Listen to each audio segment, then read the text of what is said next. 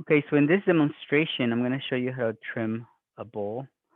And this bowl is thrown off the hump, and therefore you see the little finger marks that I marked there when I removed it from the hump. Now I split this bowl in half to show you how I'm thinking about trimming it. This is more of a soup bowl where you use the feet to hold it, or you use the feet and rim to hold it. It's a little soup bowl, and so it's narrow at the bottom. Okay, and so when I made it, I purposely made the inside narrow. Okay, so when I trim it, I'm going to trim it by following that line. Okay, and then I'm going to remove excess clay, this excess clay here in the bottom. Okay, so that the thickness is similar to the thickness of the rim. Okay, and so what I'm gonna do, even though I already know how to do this intuitively, I know how far to go, but to be on the safe side, what I'm gonna do is that I'm going to, before I trim the bowl, okay, I'm gonna take some measurements, and so I'm gonna take the thickness into consideration by poking it with a needle, and then I'm going to measure that thickness, and then based on that thickness, I know exactly how much to trim. But I'm also going to put it on its side, as you can see here, and I'm gonna poke it on its side,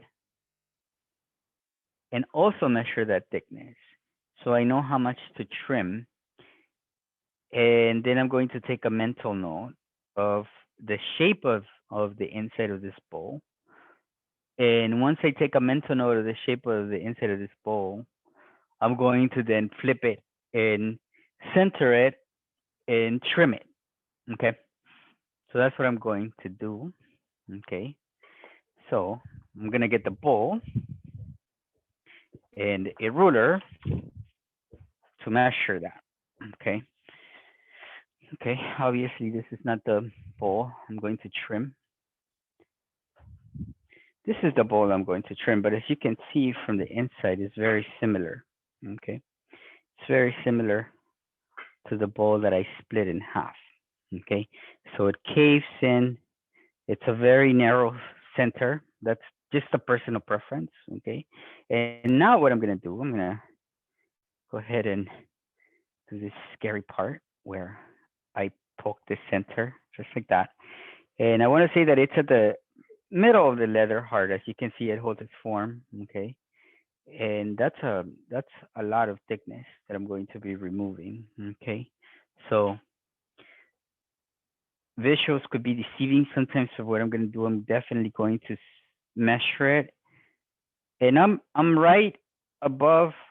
No, I'm right at about an inch. So for this to be a quarter of an inch or less, I'm going to trim 3/4 of an inch. So that gives me a lot of room to give it a really nice foot. Okay. So that's the center. And what do I do about that little hole that I just poked? I just run my finger through it. Not through it, I'm sorry. Over it. I rub it. Okay. And then because this is still shrinking, and this is a porcelain clay body, it's going to shrink a lot more than something with grog. So it will seal that hole. Okay. So I know I have an inch at the bottom, and now I'm going to take a mental image of the curvature here on the inside, okay? And now I'm going to poke it here because that's the other part that I want to understand. So I'm definitely going to poke the thickest side here. That's a lot of thickness, okay? That way I know exactly how much to trim. And I'm definitely, wow, that's an inch and a half. So that means I could trim an inch and a quarter from that angle, okay? From this angle, I could go all the way to an inch and a quarter. Now, if you look at the rim, I'm going to take also a mental image of where the bottom ends and the side begins because I want the outside line to parallel the inside. So what I'm going to do here, I'm going to put this little ruler here away, and I'm going to then take a mental picture of how that curve, right, where that curve begins to go in. Okay, so from here it's definitely out. And because it's out, I have to keep in mind that that curve goes in, okay? And so I have to follow that curve starting about maybe here, okay? And I know that my foot is going to be very narrow, okay? So my foot is going to be, I don't know, maybe, let's see. And I'm just sort of measuring something with my eyes, with my fingers. I could use calipers here.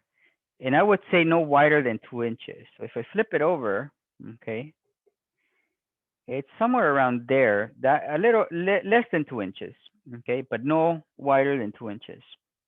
So I took those mental notes, I took those notes, and what you might see some people doing is that they slightly wet the the rim, or they slightly wet the head of the wheel, and then this gets stuck to the head of the wheel, and that's fine. But sometimes if the clay it's not um, stuck really well, it could move as you trim or fly off the wheel.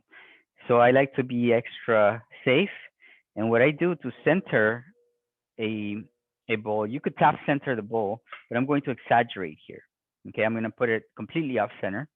Okay, and every time the bowl hits my finger or a cup, whatever it is that you're trimming, I'm going to then stop the wheel and move it towards the center, away from my finger. So I'm going to then slow down that was a little too perfect. I'm going to exaggerate again. And I'm going to then, every time it hits my finger, I'm going to stop the wheel, push it away from my finger. And eventually I'm going to get really close to the center, okay, where I'm going to then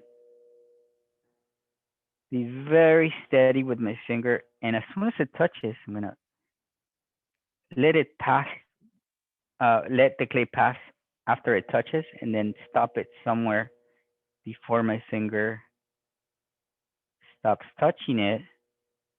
And eventually this is going to get so close that I'm going to then use a needle, okay?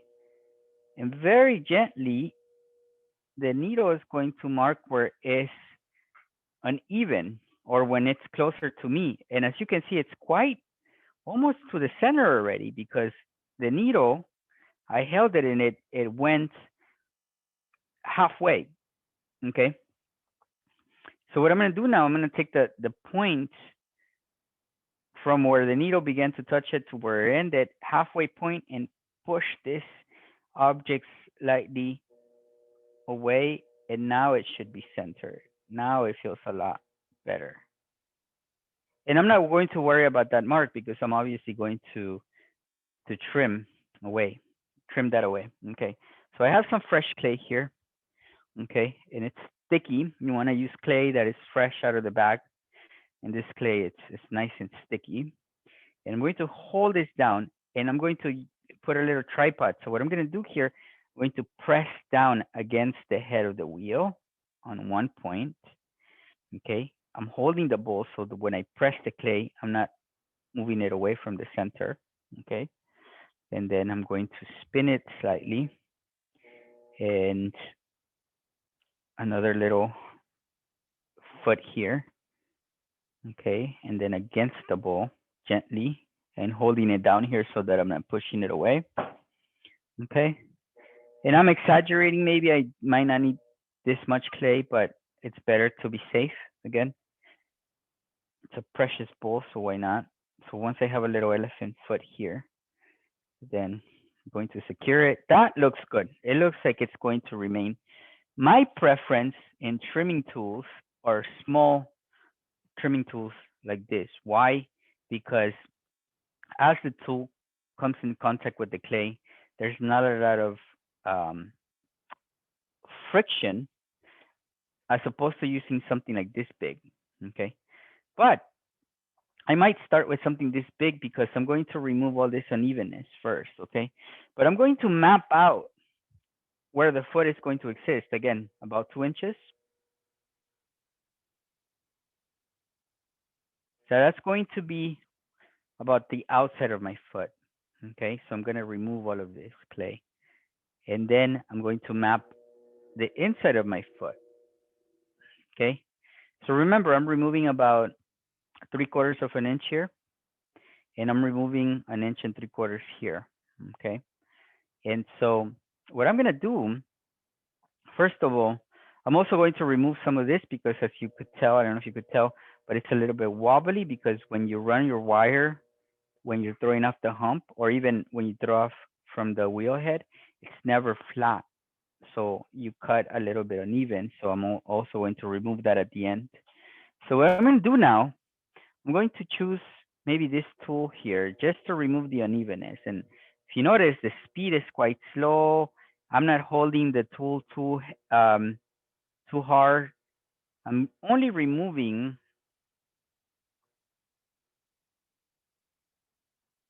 that finger mark that I had, so it's not a bump. Okay. If it gets stuck, I could throw this whole thing off center. Now this is porcelain, so it's like butter. Okay. And my tool is sharp, so it's working out really nice. Okay. Eventually, if you after you trim many pieces, especially if you use a groggy clay body, your tools are going to get dull, so you have to sharpen them with one of those uh, knife sharpeners. Now, you notice that I didn't take a measurement here because what I'm going to do, I'm going to follow the curve. And the crucial one is the guiding one is going to be this one. So what I'm going to do, I'm going to take my little tool here, and I know that I could go 3/4 of an inch. So I'm going to go ahead and remove, and I could start from the center outwards, and I'm going to watch that I don't pass that inner frame of my foot. And I have to be careful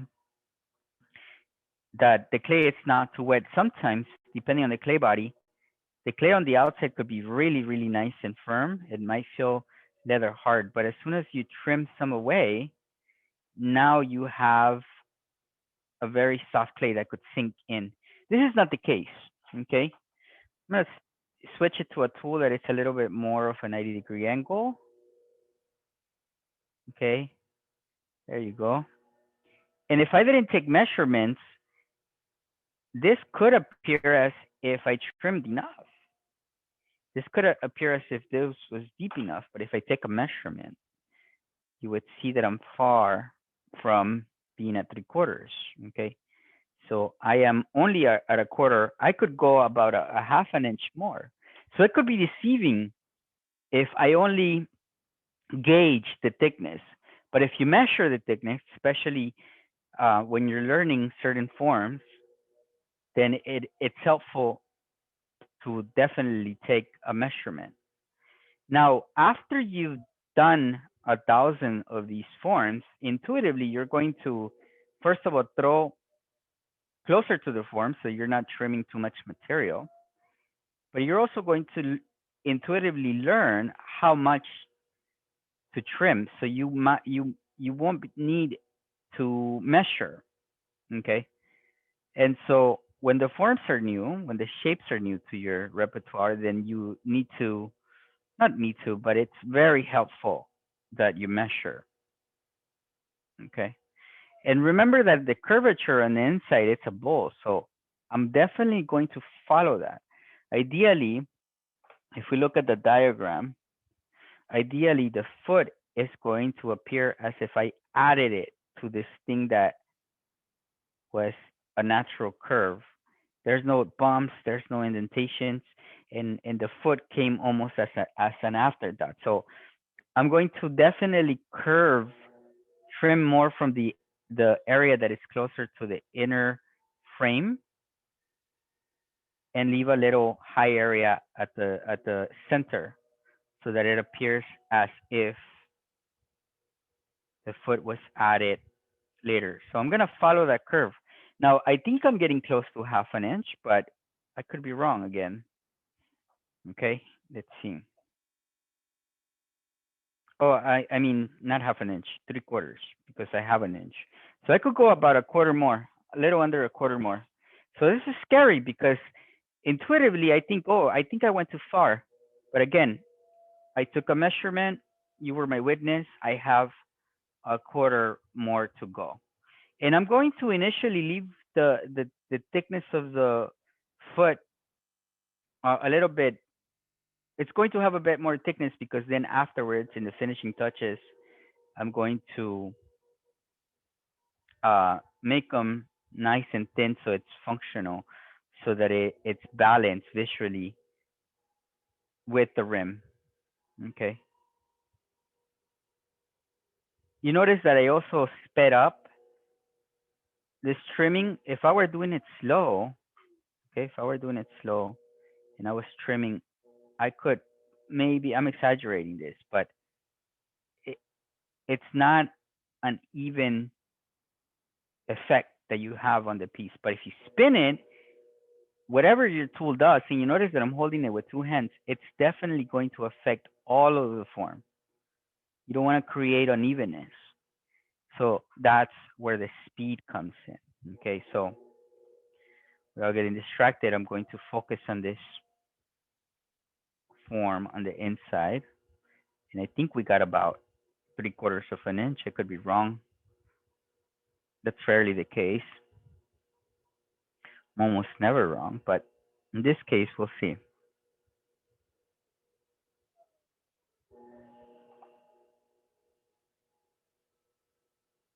Okay, so we'll see.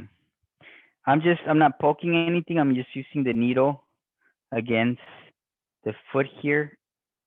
And wow, I'm almost at 3/4. I could push it more, could trim some more. And then I would have a quarter, maybe even a little less than a quarter. So it's going to be a very nice light bowl, very fancy. Okay, it's going to feel like a leather, like a feather. And if I wanted translucency, I would definitely go under an eighth. Let's see. And so at the beginning, again, this could be tedious, but it's part of the learning process. Whoa, what happened here? Let's see.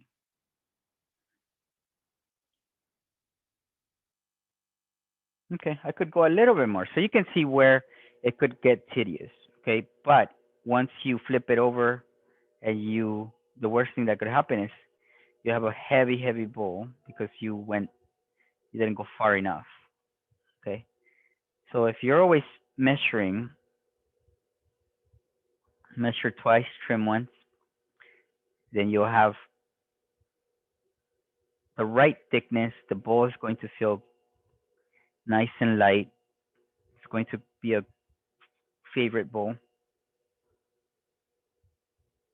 Okay, there you go. It's more of an ice cream bowl because of the shape. Okay, I think I'm at 3/4. Yep, 3/4. Now I could, based on the center, now I know that if I follow this line on the outside and it started expanding about here, okay? Not that I measure, but you could always measure, of course. But now I could definitely follow that line and remove all this chunk and meet that line visually. I don't need to measure this because this was my guide. This told me how far to go. So now I know that I could definitely go that far. This is excess clay. Okay, so now I'm really comfortable and I could definitely go to town. So what I'm going to do here, I'm going to just define that foot. So now that foot is defined. Okay, and now I have this edge here. So that's the least resistance.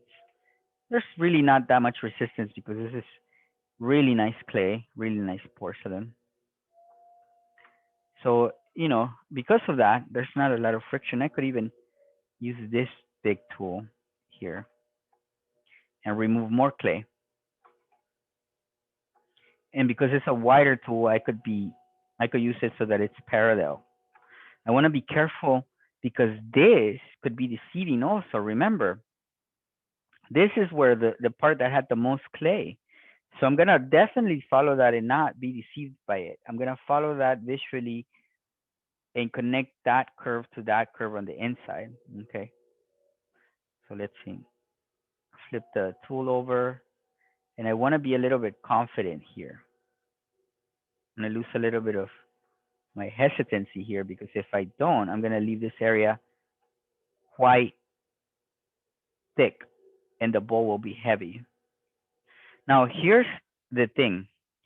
If this bowl was at the early stages of leather hard, this will sink in because of all the clay that was there. On the outside, it would feel leather hard, but on the inside, it will be wet, and therefore this will be weak by the time I got to the inside. So it was in the middle of the leather hard stage, not at the beginning. Okay, I could still trim it if I would have left it out so that it could firm up a little bit. And at this point, it's about 60 degrees in here. And so I could have left it out for another hour or two, based on the thickness, maybe three, and I would have been fine. So as you can see, this is beginning to make sense. Based on the mental imagery, but based on that image that I took in my mind, it's looking like the inside. So now I'm gonna slow it down, not necessarily the speed, but the process. I want to do something here with the foot, okay? I'm gonna do this curve on the foot, okay? I'm going to curve it in. And the reason why I curve it in and so that the foot expands, not only for balance, right? The ball is going to stand there because the feet are expanded, yeah, outwards. But if I use a running glaze, okay, glaze that or I overfire my kiln, if the glaze runs, right? Even if I glaze it up to here, as the glaze continues to flow, there's a little puddle here, an area for a nice puddle for the glaze to remain there because it has this little shape. So if the foot was the opposite, if the foot went either straight or went in, the glaze will flow. But this prevents it from overflowing onto the shelf if I'm using a running glaze. Okay. And so those are the two reasons why I'm shaping this foot so that it expands towards the outside. And it's also for aesthetics. I like the way that feet from the inside expand towards the outside. So you can see that now I'm definitely thinking about those two lines, right? The line that starts at the rim, follows the body, and meets the the line that I measured and created on the inside. Okay, and that's a nice foot. I could hold it with my index and thumb or with the tip of my fingers so that if I'm drinking something really hot, the contents of my bowl are not burning my hands. Or if it's ice cream, I could hold it this way, and with the other hand, I could hold a spoon. But I could also use it so that I could use the thumb and the index in between the foot and the rim. Okay, and so those are all the things that in this seemingly basic design I thought about. Okay, and that's why you not naturally, intuitively are drawn to certain shapes or certain ob- cups or bowls more than others. Okay, so as you can see, I'm almost done. Okay, it's looking good, at least from out here. I'm just going to run this parallel line here.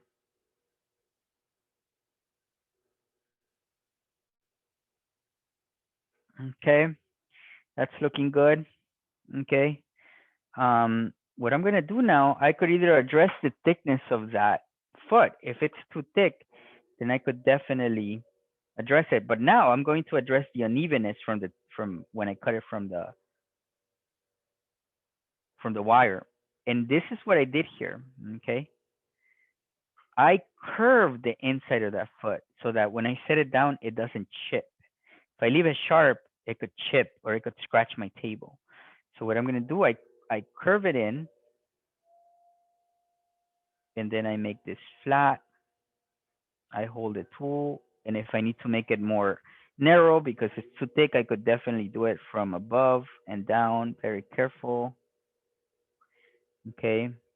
It's a good sign if the clay begins to act like pasta and fly out the tool. That's a good sign in terms of how how dry it is. It's not getting stuck to the tool. It's nice and leather hard.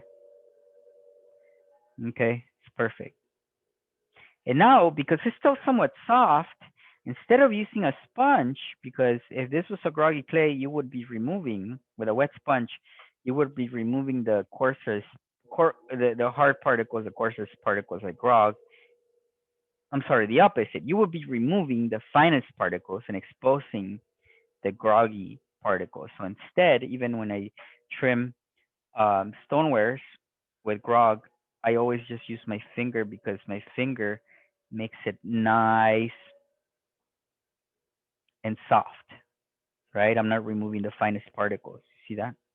And then I'm going to also do that here just for aesthetic purposes. I'm just using soft finger textures, soft finger marks rather than sharp tools.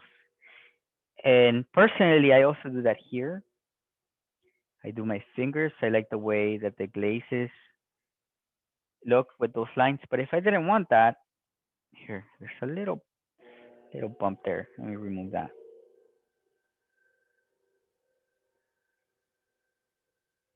So if I didn't want any lines, what I could do, I could take a nice little, hey, what are you doing here?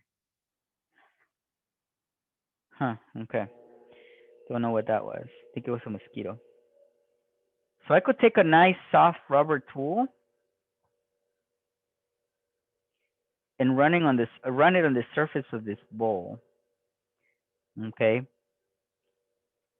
And definitely make it really nice and smooth. And again, you see that I'm not using water at all, okay? And if you don't have a rubber tool, very, very carefully, you could use this shiny tool, the metal rib, and parallel to the side of your bowl, you could flip it a little bit, okay? And in a sense, this feels as if you are kind of I'm blanking out on the word, burnishing the surface of this. You're not, because this will still need to be, but can't I can't tell if you could tell from this imagery, from this light in the studio, but this is super soft, super soft. I don't even need to glaze this porcelain on the outside because this is gorgeous here. And so this is soft, this is soft. I'm going to wait for this to get to the later stages of the leather hard before I sign my name in here because it's still too soft. So I'm going to wait when the clay enters the bone dry at the later stages of leather hard so that I could carve my name there without any clay. And so let's look at what I did here. Let's see. Let's see if I know what I'm doing. Okay.